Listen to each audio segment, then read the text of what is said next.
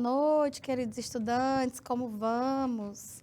Estamos aqui nesta terça-feira, após um belo período de descanso, recarregar as energias e continuar aqui o nosso processo de ensino-aprendizagem no canal Educação. Sejam todos muito bem-vindos. Hoje nós iniciaremos com as nossas aulas de análise linguística e hoje eu vou trazer um tema muito importante para vocês, que são as relações dentro do discurso, as relações intertextuais e interdiscursivas. Hoje trouxe para comentar com vocês todas as intertextualidades, que são as relações que ocorrem entre textos, tá? Então, a gente vai entender o que é um texto, o que é um discurso, o que é um interdiscurso, o que é um intertexto, que é muito importante nesse processo de aprendizagem dos gêneros textuais, compreensão dos significados, tá? Principalmente de textos que são verbais, orais e escritos, ok? Sejam todos muito bem-vindos. De já desejo um excelente trimestre, né? Trimestre não, é quadrimestre. A gente tem uns 4 meses aí para frente. E vamos com força total, queridos estudantes. Olha aí, intertextualidade e interdiscursividade. Por que isso é muito importante? Bom, a gente sabe que os conhecimentos não vêm do nada. A gente sempre aprende algo que, na verdade, já preexiste. E aquilo que já preexiste, nós vamos acrescentando os nossos conhecimentos, as nossas experiências, a nossa visão de mundo. Então, os principais estudiosos, os principais teóricos da área de análise do discurso, eles acreditam que nenhum texto é algo novo exatamente. Sempre tem, pelo menos, um mínimo esperado de algo já pré-existente. E a isso são acrescidas novas ideias, novas visões, evidentemente, tá? Então, uma novidade dentro do aspecto da textualidade não necessariamente vem do nada. Então, ajuda se nós tivermos um conhecimento maior, mais vasto, para a gente perceber exatamente essas relações entre textos, a gente perceber aí a convergência ou divergência entre os discursos. Ok, queridos estudantes? Fiquem à vontade, o espaço é de vocês, estamos aqui esperando que você aí se manifeste, tire suas dúvidas, participe da aula, é um prazer para a gente ter vocês aqui, ok? Para quem não me conhece, para quem está aí abrindo o chat hoje, para quem está aí olhando o YouTube, eu sou a professora Flávia Leda, trabalho aqui no canal Educação, junto a essa equipe maravilhosa. Bora-se embora, meu povo lindo. Vamos entender aí o que é intertextualidade e interdiscursividade, esse é o roteiro da nossa aula de hoje. Olha só, a citação de um texto por outro, esse diálogo entre textos, dá-se o nome de intertextualidade. Primeiro a gente fala do conceito mais restrito de texto e o conceito mais amplo. Costuma-se entender um texto em uma perspectiva mais restrita, né, um conceito mais reduzido, como tudo aquilo que pode ser lido ou decodificado. Não é um conceito incorreto, é verdade, mas também não é um conceito geral, não é um conceito completo. Na verdade, um texto é tudo aquilo que comunica. Então, não necessariamente nós vamos partir da ideia de que comunicação é algo que só se estabeleça através de fonemas, ou seja, através de palavras, como vocês estão me ouvindo falar agora, ou através de algo que naturalmente possa ser lido, né? As pessoas que são alfabetizadas e conseguem, por exemplo, pegar um livro impresso ou um texto na internet e ler. Não é essa leitura que a gente está falando somente, é a toda e qualquer forma de comunicação que permite a interação entre os indivíduos, ou seja, permite que os indivíduos socializem, se comuniquem com as mais diversas intenções. Então, é muito comum, intencionalmente ou não, que exista uma relação entre textos, tá? Aí esse diálogo existente entre textos, não necessariamente do mesmo gênero, por exemplo, eu posso ter uma tirinha que dialoga com um poema, uma letra de música que dialoga com uma notícia. É provável isso. Nós chamamos de processo de intertextualidade. Então, vejam, ao diálogo entre textos, dá-se o nome de intertextualidade. Quando eu disse para vocês que é importante nós termos e alimentarmos o nosso intelecto, ou seja, quanto mais conhecimentos nós adquirirmos, maior será a nossa capacidade de perceber essa relação entre textos, tá? Então, se você tem um conhecimento menos vasto, menos reduzido, quanto menos áreas do conhecimento você conhecer, fica mais difícil enxergar essa relação entre textos, tá? Por exemplo, tem uma música da Legião Urbana, né, da banda Legião Urbana, que acho que todo mundo conhece, chamada Monte Castelo, lindíssima. Ainda que eu falasse a língua dos homens e a língua dos anjos, sem o amor eu nada seria. Não sei cantar não, vou cantar não, já tô rouca. Mas eu acho que todo mundo conhece a música, né? Pois é. Depois, ampliando as minhas leituras, eu descobri que essa música, na verdade, era uma releitura da Carta de São Paulo aos Coríntios. Olha só, gente, uma passagem bíblica, isso mesmo. E que antes mesmo de Renato Russo, um outro escritor, um outro autor tinha já feito essa relação de intertextualidade, né, na época do classicismo, que foi Luís Vaz de Camões. Ele também fez aí um poema, tá, um soneto, baseado nessa Carta de São Paulo, nesse trecho da Carta de São Paulo aos Coríntios. Então, se eu não tivesse lido, se eu não tivesse me informado, se eu não tivesse aprofundado os conhecimentos, eu jamais saberia que a inspiração para a canção Monte Castelo veio lá da Bíblia. Olha só que bacana. Então, é isso que eu estou falando para você. É muito difícil que um texto nasça do nada. Sempre tem algo que vai, vamos dizer assim, dar início, tá, à criação. Mesmo que seja o mínimo de relação, ainda existe, tá? Então, a gente vai analisar a intertextualidade com diversas finalidades. A gente tem vários tipos de intertextualidade, gente. A gente tem o que se chama de paráfrase, de paródia, de pastiche, de bricolagem, de tradução, tá? De, que mais? Crossover. Tem muitas formas de intertextualidade. Mas duas, principalmente, são mais visualizadas no dia a dia. Que são esses aqui, ó. Um texto pode citar o outro para reforçar a ideia desse outro texto, vamos dizer assim.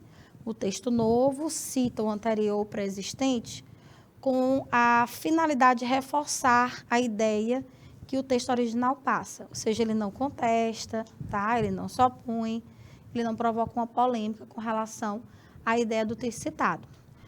O outro processo de intertextualidade já faz justamente o contrário do que eu falei. Já provoca polêmica, tá? Já contesta, confronta. Então, dependendo da forma de intertextualidade, nós podemos ter a paráfrase ou a paródia, tá? São os principais tipos de intertextualidade, dos mais vistos no dia a dia. Então, se eu reafirmo as ideias de um texto já existente, a gente chama de texto original, o meu propósito é reforçar de alguma forma essas ideias, é acrescentar algo a elas, desenvolvê-las, sem contestá-las. O procedimento é de paráfrase, ó, queridos estudantes, tá vendo? Ou seja, paráfrase é uma frase que vem paralelamente, tá? Não entenda a frase no sentido literal, não. Mas é uma fala ou uma escrita que converge com a outra, ou seja, que aceita o discurso da outra, desenvolve esse discurso, não contesta. Paródia já é o contrário. Já é um tipo de intertextualidade em que se cria a polêmica. A ideia original, ela é invertida, ela é contestada, ela é deformada, tá? Então, realmente se cria uma polêmica com o texto anterior, já que o recente contesta uma determinada ideia. Essa contestação, principalmente, pode ser percebida por meio da ironia, do deboche, né? Do grotesco, do ridículo. Então, são dois comportamentos interessantes de intertextualidade, a paráfrase e a paródia, tá? Por isso, a gente também pode visualizar por aí, ó, a intertextualidade do tipo paráfrase sendo chamada de cúmplice. Ó, cúmplice. Por quê? Porque ela está de acordo com a ideia do texto citado. Já essa é a chamada intertextualidade polêmica. Ou seja, polemizar é confrontar opiniões distintas. Entendeu? Olha aí a diferença. Cúmplice, paráfrase, polêmica porque vai desconstruir o discurso, vai confrontá-lo. Aí você tem a paródia.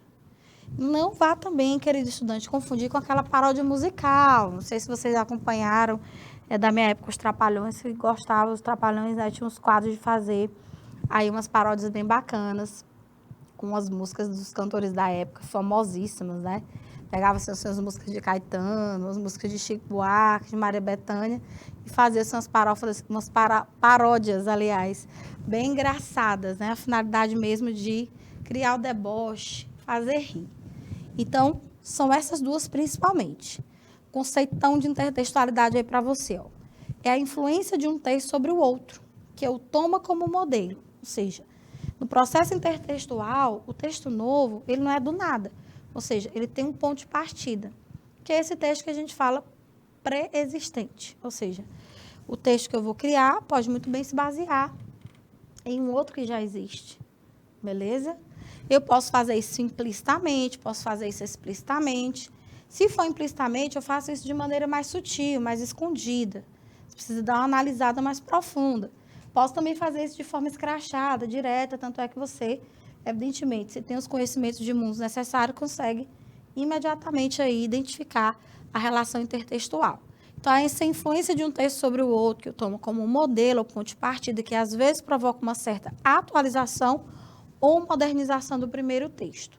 Inclusive, como eu disse ainda há pouco, gente, a intertextualidade, ela não necessariamente ocorre com os mesmos gêneros.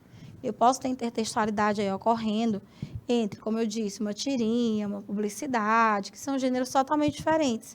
Entre uma música e uma carta, como eu falei para vocês do caso da música de Renato Russo, que, nesse caso, dialogou tanto com o poema camoniano, como com o texto original, que era esse trecho da Carta de São Paulo aos Coríntios, tá? Então, pode sim haver uma modernização, no sentido de que um texto bem antigo, como o de Camões, na época do classicismo, entendeu? Foi aí atualizado no século XX por um cantor, vamos dizer assim, moderno, Renato Russo, tá vendo? E mais antiga ainda, a carta original, a Carta de São Paulo aos Coríntios, que dá origem a tudo isso. Então, com a intertextualidade, seja de que tipo for, você vai ter, de alguma forma, a atualização, modernização do primeiro texto, tá? Isso aí é que é intertextualidade. Agora, vamos entender o que é um interdiscurso. Vamos lá.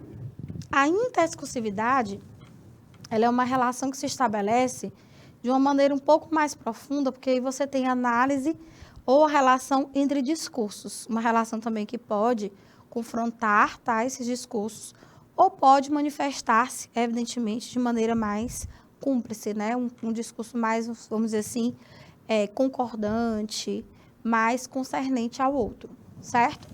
Olha aí. Interdiscursividade é o conjunto de referências interligadas ao texto. Não há discurso autônomo, ou seja, não há necessariamente um texto novo, visto que sempre está relacionado de alguma forma aos discursos, ou seja, um discurso, ele puxa o outro. Vou colocar uma virgulinha que faltou bem aí. Pronto. Só está lindo. Nos textos em que ocorre a interdiscursividade, os diálogos existentes entre os textos são intencionais. Então, veja bem, sempre que há uma relação entre discursos, tá? Você, com certeza, vai perceber intencionalmente a ideia da interdiscursividade. O que a gente pode dizer, com certeza, onde há a intertextualidade, se ela é intencional, você tem interdiscursividade, mas nem sempre a interdiscursividade, ela vai revelar uma relação entre textos. Porque, veja bem, eu posso pegar um texto de dois autores, tá, que falaram algum aspecto da medicina em épocas diferentes. Eu tenho aí o discurso médico, né, o discurso relacionado à saúde, tá, aos cuidados com o corpo humano, aos cuidados com a mente em geral, e mesmo assim não perceber que eles tiveram intencionalmente a relação, né, ou a intenção de alguma forma, tá, aproximar esses discursos, entende? Então, se eu percebo a relação de um discurso mais moderno com um discurso anterior, e é isso que realmente define a ideia de discurso, interdiscurso, eu vou ter aí a interdiscursividade. Então, realmente são relações intencionais e você vai perceber que nem sempre a intertextualidade ela será intencional. Olha aí, ó. Isso aqui é uma das maiores autoridades que eu trouxe para vocês, tá? Que é 2, Platão e Fiorin, sobre o que é texto, a compreensão do intertexto. O discurso deve ser entendido como uma abstração, ou seja, uma posição social considerada fora das relações dialógicas vistas como identidade. Quer dizer, alguém defende um tipo de discurso que não necessariamente é o discurso do outro.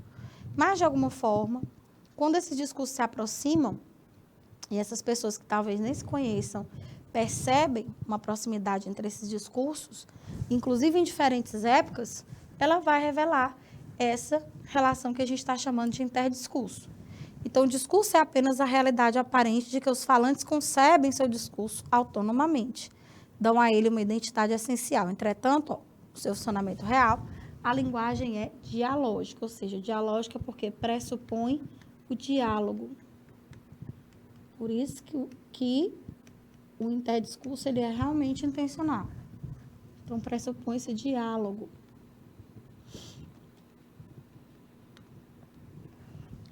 Diferença entre interdiscursividade e intertextualidade. Você sabe que quando essa daqui ocorre, esse aqui necessariamente vai ocorrer.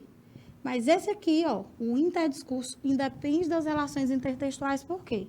Um discurso se estabelece mesmo que você não veja uma relação dele com outro texto. Assim, a intertextualidade, portanto, não é condição necessária para que se estabeleça o interdiscurso.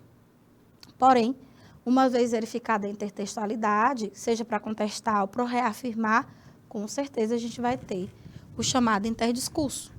Então, tá aí. As relações dialógicas, ou seja, de diálogo, conversa entre os enunciadores, são diferentes das relações entre textos. Qualquer relação dialógica é interdiscursiva na medida em que se configura uma relação de sentido. Intertextualidade é quando a relação discursiva é materializada em textos. Então, eu não preciso materializar necessariamente, tá, o discurso num texto. É por isso que eu estou dizendo que nem toda interdiscursividade vai aí convergir para a intertextualidade. Então, a intertextualidade, ó, pressupõe sempre uma interdiscursividade, mas o contrário não sucede, ou seja, o contrário não procede. Quando a relação dialógica não se manifesta no texto, temos interdiscursividade, mas não intertextualidade, tá? Então, cuidado com isso aí. Por que a gente fala assim nesses discursos, nessa relação entre textos? Porque se considera que isso é um exercício fundamental para que se compreenda melhor o texto. E uma das maiores dificuldades do brasileiro é justamente interpretar um texto. Devido a essa maior dificuldade de leitura, claro que a coisa tem melhorado e muito, né? Os brasileiros têm demonstrado cada vez mais gosto pela leitura.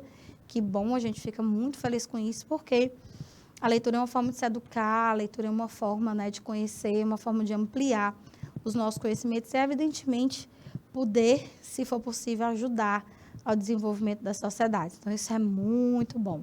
Percebam que os maiores índices de desenvolvimento estão em países em que há esse incentivo à leitura, há um incentivo à educação de um modo em geral. Então, isso é muito bom, tá bom?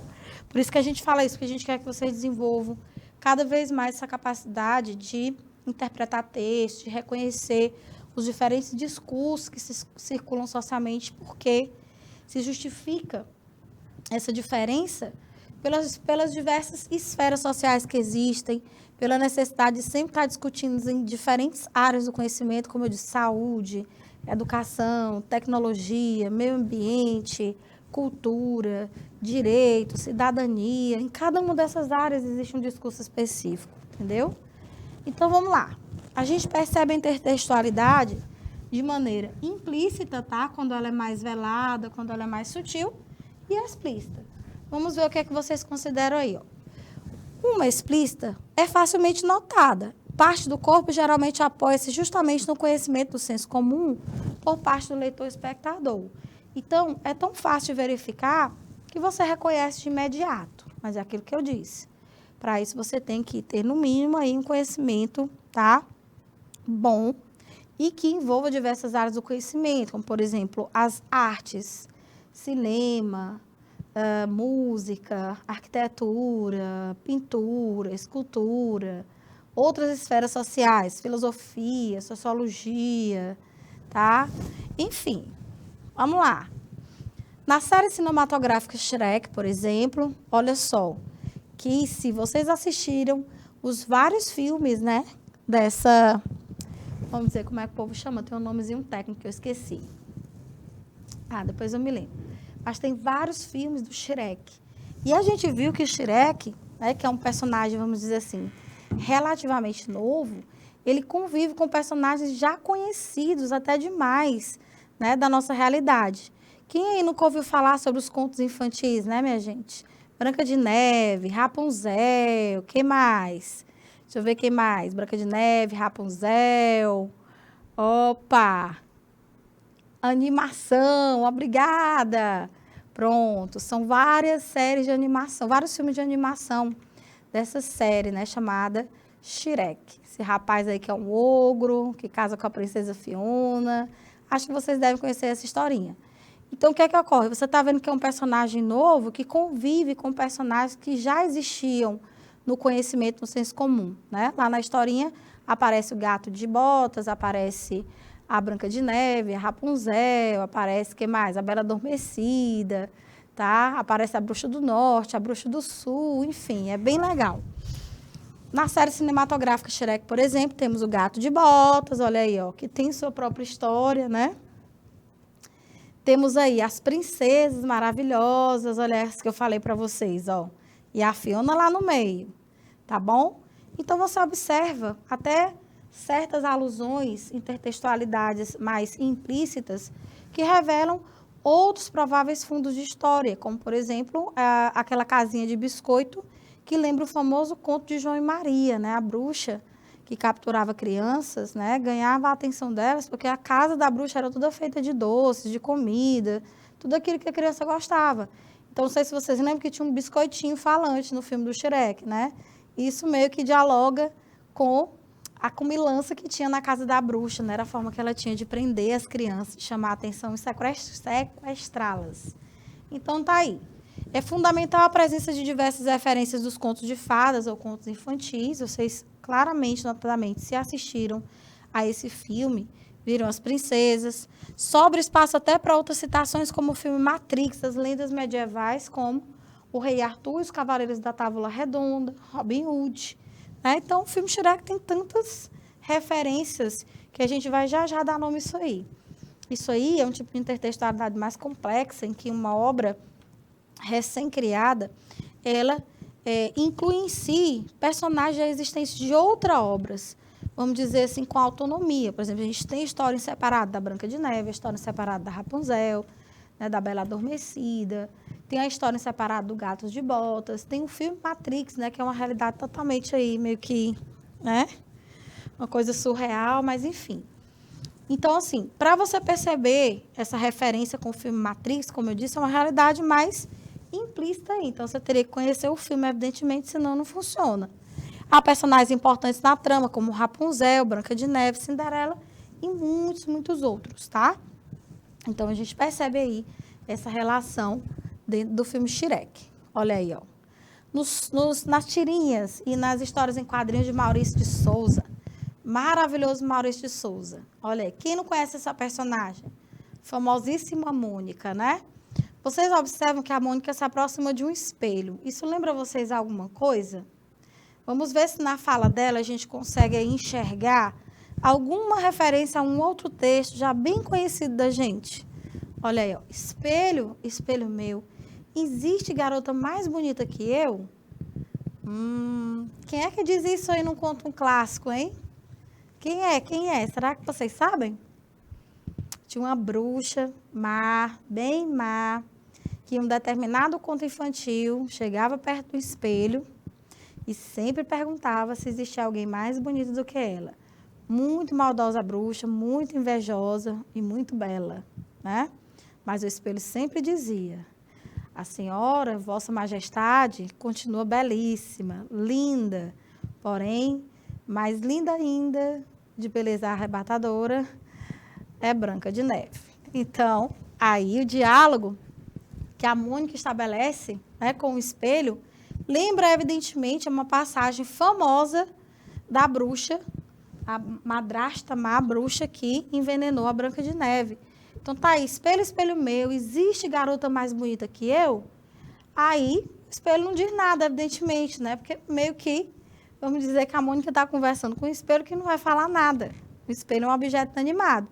Aí ela diz, né, para quebrar aí a expectativa e criar a situação de humor, que caracteriza as tirinhas, as histórias em quadrinhos. Olha aí, quem cala consente, né? Você não disse nada, ou seja, não existe ninguém mais bonito do que eu. Então, lembre que aqui você tem aí o conto infantil, A Branca de Neve. Aliás, tem que escrever com B maiúsculo, né? Que era o nome da gata. A Branca de Neve e os 7 anões. Pronto. Bacana, né? Intertextualidade, povo lindo. Olha aí. Essa daí, continua aí nas tirinhas de Maurício de Souza. Você vê aí o Cascão, personagem conhecidíssimo aqui no Brasil e no mundo, né? Garotinho que não gostava de tomar banho. E você percebe aí na história 2 porquinhos correndo de um lobo mau. Isso te lembra alguma coisa? Vocês ouviram alguma história parecida aí na vida de vocês? Lobo mau e os 3 porquinhos? Será? Será? Ora, não. Quem não conhece a velha história, né? Dos porquinhos que sempre construíam uma casa de barro, né, de palha, o lobo ia lá e com um sopro bem forte derrubava. Vamos ver o diálogo. Você tem certeza de que não está na história errada? Olha aí o porquinho perguntando para ele. Tá vendo?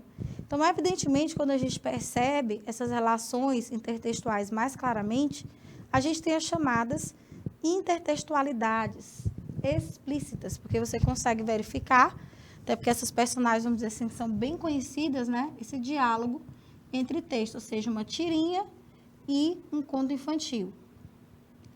O lobo mau e os 3 porquinhos.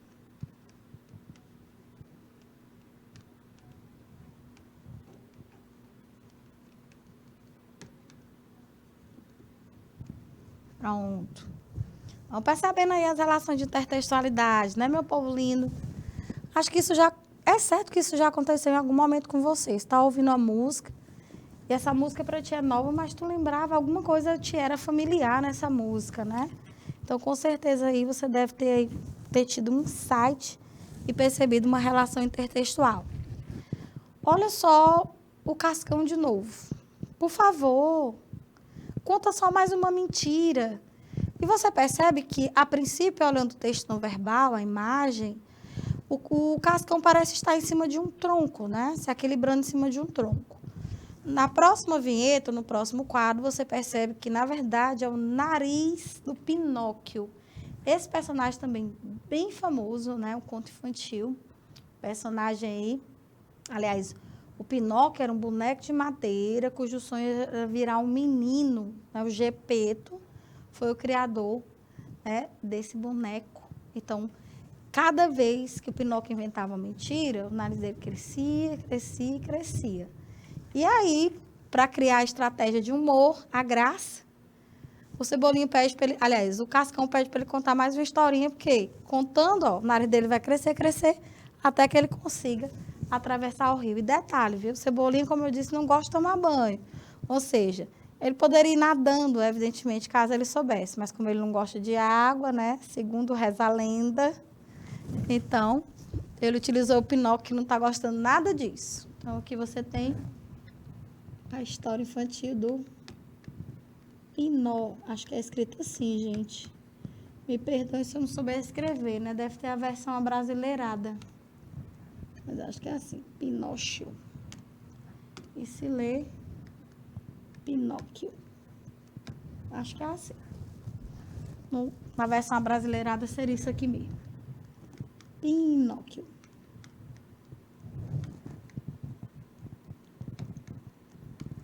Pronto. Intertextualidade. Bom, agora a gente vai entender mais diretamente como se configura as várias situações que você pode fazer uma paráfrase, tá? Só para constar que esses tipos de intertextualidade que vocês viram agora, intertextualidade explícita, implícita, e no caso dos exemplos que eu citei, o diálogo das tirinhas de Maurício de Souza com contos infantis, histórias bem conhecidas, é a chamada paródia, né? Quer dizer, ele se apropria dessas histórias já existentes para criar uma estratégia de humor, né? Então, tá aí. Essa relação intertextual cúmplice, ou seja, aquela que vai reafirmar a ideia do texto citado, é a paráfrase. Então, ambos trabalham com os mesmos valores. Então, o valor do texto A não é negado, muito pelo contrário. Ele é reforçado, ele é endossado pelo texto B. Então, quando o texto B cita um A e não nega a ideia do texto original, muito pelo contrário, ele reafirma essa ideia, enriquece, você tem um procedimento de paráfrase.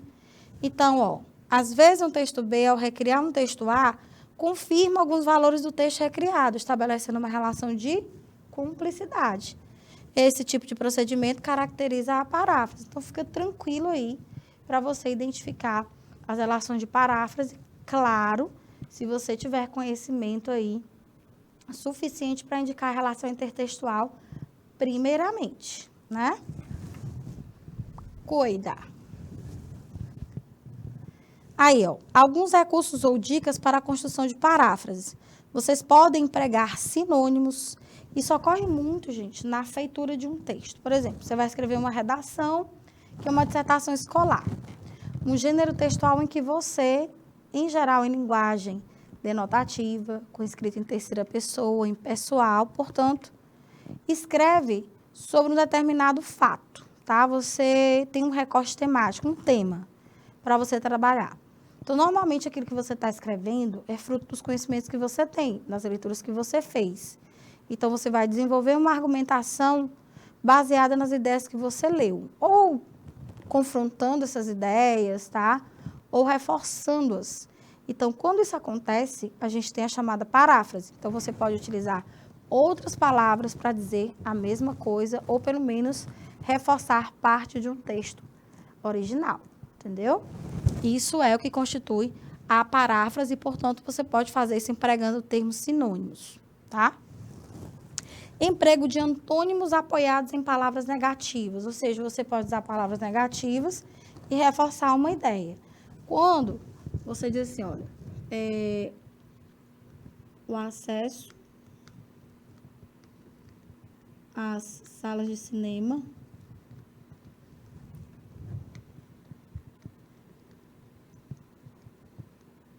no Brasil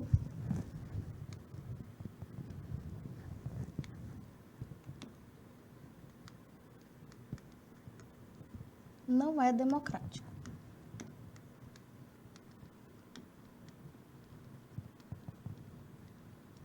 Democrático é aquilo que entende as leis como equânimes, ou seja, isonômicas, elas valem para todo mundo.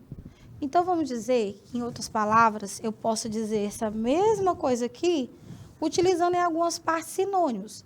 Veja que aqui eu neguei. A gente percebe isso pelo advérbio de negação, ó.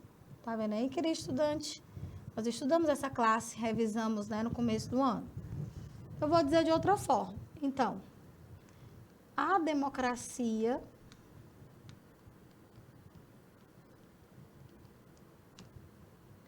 deixa de cumprir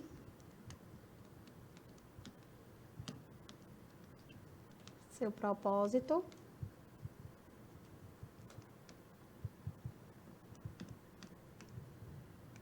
quando se percebe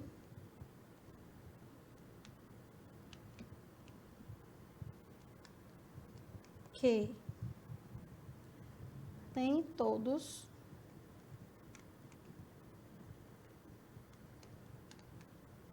têm acesso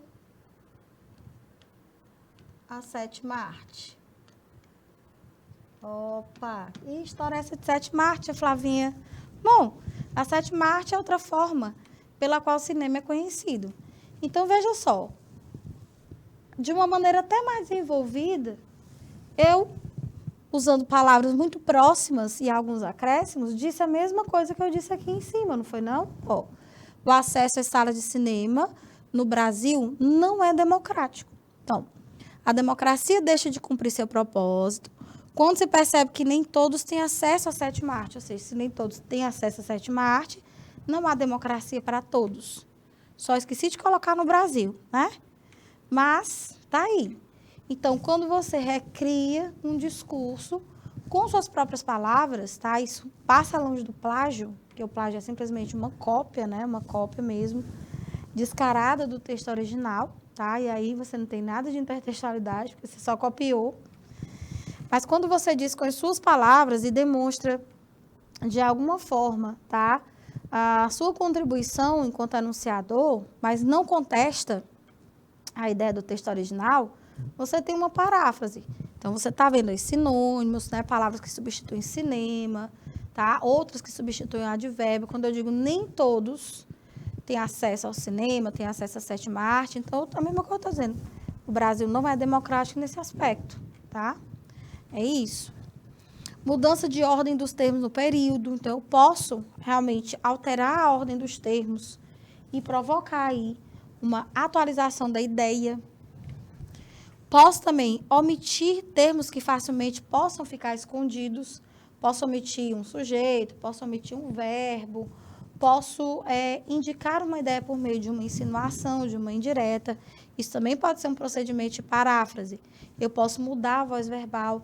Se o texto original tem voz ativa, eu posso fazer uma paráfrase com voz passiva, dizendo a mesma coisa, tá? Só que com a mudança de voz ou vice-versa. Se o original está em passiva, eu vou lá na paráfrase e uso a ativa. Atenção, ó, cuidado para que não haja perda de sentido ao reescrever.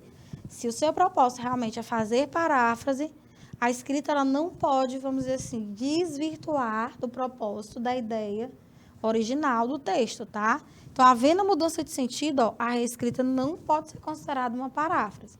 Você pode acrescentar, você pode desenvolver mais a ideia, tá? Mas não pode mudar o sentido dela. Então, o propósito da paráfrase não é mudança. Ele só reforça aquela ideia, ele confirma, tá? Ele deixa bem claro que a proposta ali é realmente mostrar um posicionamento convergente com o texto original. Então, é isso. Então, não faça mudanças de sentido, senão você deixa aí de construir a paráfrase, vai ser um outro tipo de intertextualidade. E, evidentemente, se nessa mudança houver a negação ou a contradição das ideias do texto original, aí você sai da paráfrase e provavelmente vai se encaminhar aí para a paródia. Beleza? Muito, muito cuidado. Então, cuidado com a mudança de posição dos termos da frase. Observe. Eu conheço determinados alunos que estão estudando para o vestibular. Quando eu trago o adjetivo determinados para antes do substantivo, tá? Ele deixa de ser, inclusive, adjetivo. Nem se fala mais o adjetivo. Ele passa a ser, acidentalmente, um pronome indefinido. Veja que se eu colocar aqui, ó, eu conheço alguns certos alunos, a ideia meio que se mantém, né? Eu conheço determinados alunos que estão estudando para o vestibular, entende? Se eu jogo essa palavra para depois do substantivo, olha como a alteração de sentido fica clara, gente, ó. Eu conheço alunos determinados que estão estudando para o vestibular.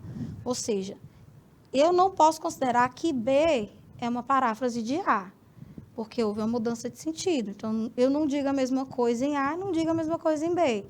Então, não posso dizer que há uma relação de cumplicidade entre esses dois enunciados, entendeu? Então, cuidado aí, ó. Aqui houve mudança de sentido. Então, em A, determinados é um pronome indefinido, significa certos alunos.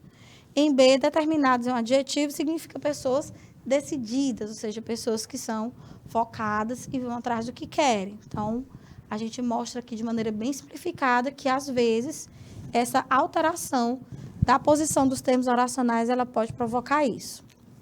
Também muito cuidado com a pontuação. Ó, faça isso não, espere por explicação.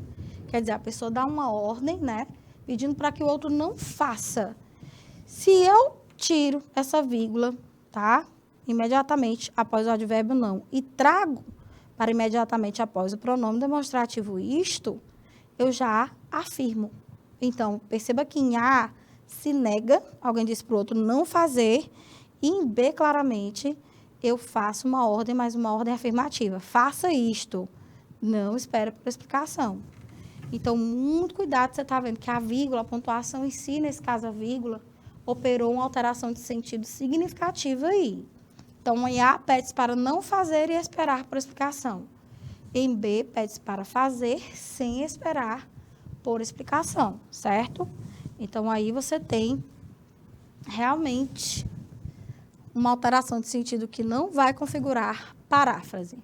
Olha aí, minha gente. Vocês poderiam até não ter escutado falar, nunca ter visto uma das obras de arte mais famosas do mundo. Está lá no Museu do Louvre, tá? Que é La Gioconda, mais conhecida como a Mona Lisa, de Leonardo da Vinci. Então, vocês estão vendo aí que a famosa Mona Lisa está aí em vocês. Para vocês aqui à esquerda, esta moça aí que ninguém sabe se está sorrindo, se está séria, né? E lá do outro lado dessa obra de arte, você tem um outro gênero textual. Ali a gente tem um anúncio publicitário. Veja que a personagem, gente, está meio que muito próxima daquilo que seria a Mona Lisa, né? Mesmo tipo de cabelo, as roupas escuras, a mesma posição de braços, até a cena do fundo. Você vê que meio a reprodução, né? Tirando aí alguns aspectos da coloração. Mas não há que se negar que há uma relação entre esses textos, em que o segundo, que no caso é o anúncio publicitário, dialoga com o primeiro, que é a obra de arte, né? A pintura aí de Leonardo da Vinci. Então, ó, lá embaixo, na parte do texto verbal da publicidade, está escrito: Monbiju deixa sua roupa uma perfeita obra-prima. Então, a gente já vê mais ainda o diálogo, tá, entre esses textos, quando a própria publicidade cita a obra-prima e você olha para a figura ali tentando representar meio que a Mona Lisa, né? La Gioconda. Então, assim, é evidente que a publicidade ela não viria lado a lado com a obra de arte, né? Ela apareceria sozinha. Imagina alguém que não conhecesse La Gioconda. Essa pessoa muito provavelmente entenderia, tá, o propósito da publicidade ao vestir o garoto propaganda dessa forma, né? A pessoa ficaria, não entendi, foi nada. Por que esse cara está vestido desse jeito? Porque você precisaria realmente conhecer a obra pré-existente, a obra original, que é de Leonardo da Vinci, La Gioconda. Daqui a pouco a gente volta para a nossa segunda aulinha. Até já já.